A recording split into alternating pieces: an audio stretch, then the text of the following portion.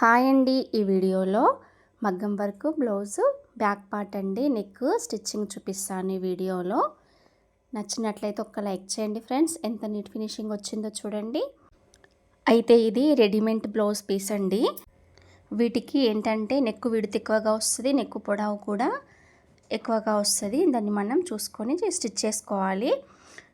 ఇది చూడండి friends, neck width చాలా పెద్దగా వచ్చింది. మనం 2 ఇంచుల నెక్ విడితే పెట్టుకొని మార్కింగ్ అయితే పెట్టుకున్నాము. చూడండి, వన్ సైడ్ నేను మార్కింగ్ కూడా పెట్టేస్తాం కదా, ఆ మార్కింగ్ను బేస్ చేసుకొని ఇంకొక వైపున కూడా నేను ఈ విధంగా మార్కింగ్ అనేది పెట్టుకుంటున్నాను.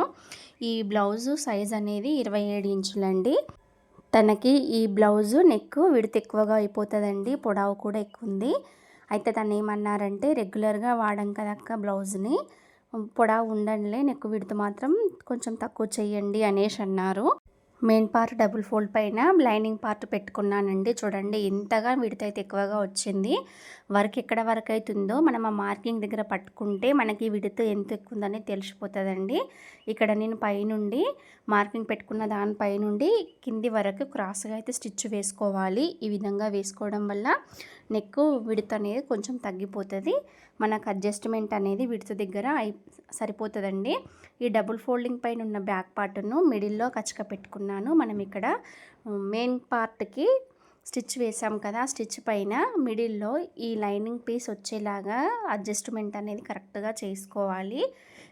చేసుకున్న తర్వాత నెక్ అనేది కదలకుండా ఉండడానికి మనం మధ్యలో పిన్ అనేది పెట్టుకుందామండి. చూడండి, ఇక్కడ మనం నెక్ స్టిచ్చింగ్ చేసుకునేటప్పుడు ఒక్క సైడ్ నుండి రావాలండి. దీనికి సింగిల్ ఫుట్ అయితే అవసరము. లెఫ్ట్ అండ్ రైట్ 2 ఫుట్స్ అనేవి ఉంటాయి. నా దగ్గర మాత్రం లెఫ్ట్ ఫుటే ఉంది. నేను లెఫ్ట్ ఫుటే ఫిట్టింగ్ చేశాను. నేను ఇది ఇంతకుముందు వాడిన ఫుటేనండి, ఇంతకుముందు పాత మిషన్ ఫుటే ఫిట్టింగ్ చేశాను. అయితే ఇది లెఫ్ట్ ఫుట్ కనుక ఈ చివర నుండి స్టిచ్ అయితే వేసుకోవాలి.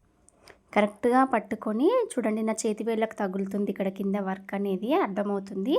దాని పక్కనే స్టిచ్ వచ్చేలాగా వేసుకోవాలండి. నేను ఇక్కడ మీకు పెద్ద మిషన్ పైన చూపిస్తున్నాను, కానీ చిన్న మిషన్కి కూడా ఇదే పద్ధతిలో స్టిచ్ వేసుకోవాలి.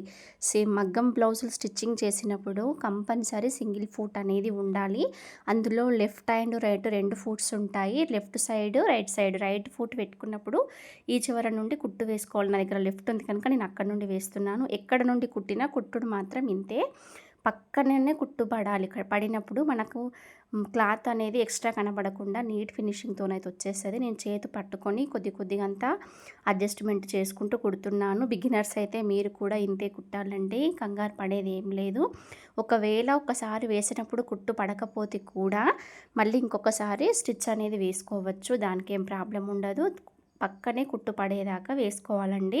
చూడండి, ఇక్కడ నాకు ఒకటేసారికి అడ్జస్ట్మెంట్ అయిపోయింది ఫ్రెండ్స్. నేను ఈ మిషన్ మొన్న ఈ మధ్యన తీసుకున్నానండి, అప్పటి నుండి దీనిపైన స్టిచ్ చేస్తున్నాను.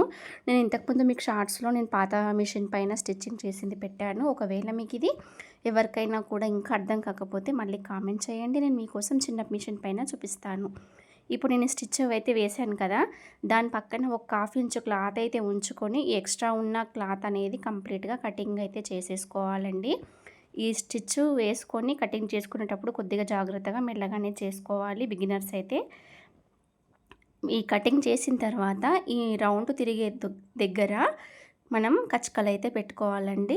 దారం కట్ కాకుండా, మనం ఇంతకుముందు వేసిన స్టిచ్ యొక్క దారం కట్ కాకుండా పక్క నుండి ఈ రౌండ్ తిరిగే దగ్గర కచ్చకలు అయితే పెట్టుకోవాలి.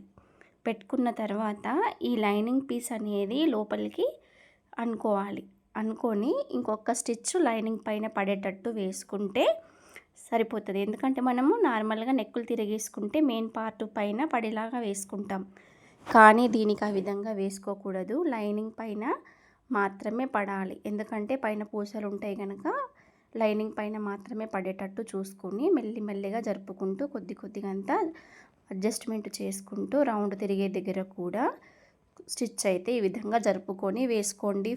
నన్నైతే ఒక సిస్టర్ అడిగారండి, అక్క ఫుల్ వీడియో పెట్టండి అని. నేను ఆ సిస్టర్ అడిగారని వీడియో చేస్తున్నాను. మీకు కూడా ఎవరికైనా కొత్త వారికి యూజ్ అవుతుందండి. మీకు ఈ వీడియో కనుక నచ్చినట్లయితే తప్పకుండా ఒక లైక్ చేసి కామెంట్ చేయండి ఫ్రెండ్స్.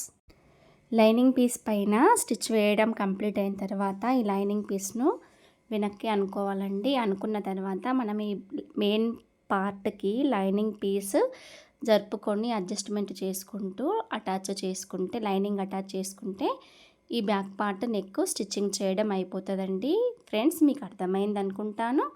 ఇప్పుడు మనకి ఈ లైనింగ్ అనేది ముందుకు జరగకుండా నెక్ వైపుకు రాకుండా ఈ విధంగా సాఫ్ట్గా అనుకొని హెమ్మింగ్ చేసేటప్పుడు మనం ఈ నెక్ దగ్గర ఒక 1/2 ఇంచ్ దూరంతో స్టిచ్ వేసుకోవాలండి. చేతి మీద మనం చీరలకి ఫాల్స్ అయితే ఏ విధంగా హెమ్మింగ్ చేసుకుంటామో అదే విధంగా లైనింగ్ మెయిన్ పీస్ 2 పట్టుకొని neck round, back neck front neck రౌండ్గా స్టిచ్ చేసుకుంటే మనకు ఆ లైనింగ్ క్లాత్ అనేది ముందుకు జరిగి రాకుండా నీట్ ఫినిషింగ్ తోటి కనబడుతుందండి.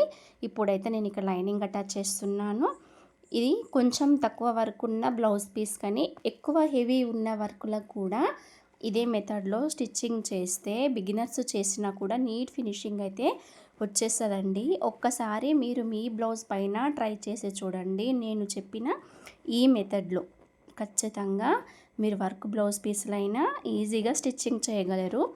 ఈ రోజుల్లో ఎక్కువగా రెడీమేడ్ బ్లౌజ్ పీసులు దొరుకుతున్నాయి కనుక ఎవరైనా నార్మల్ శారీస్కైనా మగ్గం వర్క్ బ్లౌజులు తెచ్చుకొని స్టిచ్చింగ్ చేయించుకుంటున్నారండి. ఇంటి దగ్గర ఉండి స్టిచ్చింగ్ చేసే వాళ్ళు కూడా ఈ బ్లౌజ్ స్టిచ్చింగ్ చేయడం నేర్చుకోండి. ఈ విధంగా స్టిచ్చింగ్ చేస్తే నీట్ ఫినిషింగ్ అనేది వచ్చేస్తుంది. చూడండి ఫ్రెండ్స్, నెక్ దగ్గర ఎక్కడ కూడా మనకు లైనింగ్ పీస్ అనేది బయటకు కనబడటం లేదు.